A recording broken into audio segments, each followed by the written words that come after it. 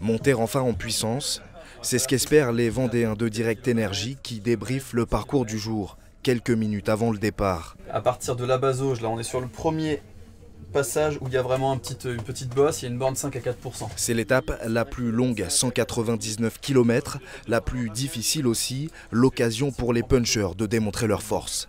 C'est l'étape où les coureurs en forme vont pouvoir s'exprimer, donc j'espère en faire partie tout simplement. Je suis venu ici pour me tester et pour monter en pression pour l'objectif qui reste Liège-Bastogne-Liège à la fin du mois. Et en tant que vainqueur sortant, forcément j'ai envie de bien faire les choses. Sous le soleil ligérien, le peloton s'élance en direction de la Mayenne. Décidé à animer l'étape, le Nantais Brian Coquard s'échappe, bientôt rejoint par Sébastien Delfos et Jérémy Levaux. Sergio Samitier, coureur d'Euskadi, l'équipe basque, vient compléter le groupe de 4. Les hommes de tête s'entendent bien et peuvent même admirer l'un des plus beaux villages de France. Écart moyen avec le peloton, 5 minutes, jusqu'à l'ascension de la première difficulté, le col des Ruaudières, puis la partie la plus charnue de l'étape, la côte du Boucher.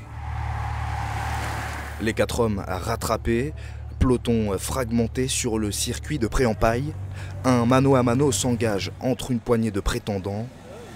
Au 5e et dernier passage de la boucle de 13 km, Guillaume Martin s'envole seul vers la ligne d'arrivée au sommet du mont des Avaloirs. À 2 tours de l'arrivée, j'ai attaqué une première fois, on est sorti un petit groupe, l'entente n'était pas idéale, donc on se fait rattraper au pied de la dernière montée.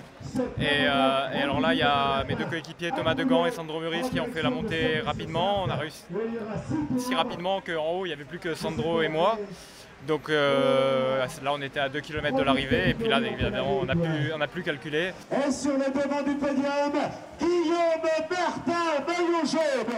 En jaune avant la dernière étape de demain, le jeune coureur normand peut désormais rêver à la victoire sur ce circuit de la Sarthe. Sandro Meurice, son coéquipier, et Justin Jules complètent le podium du classement général.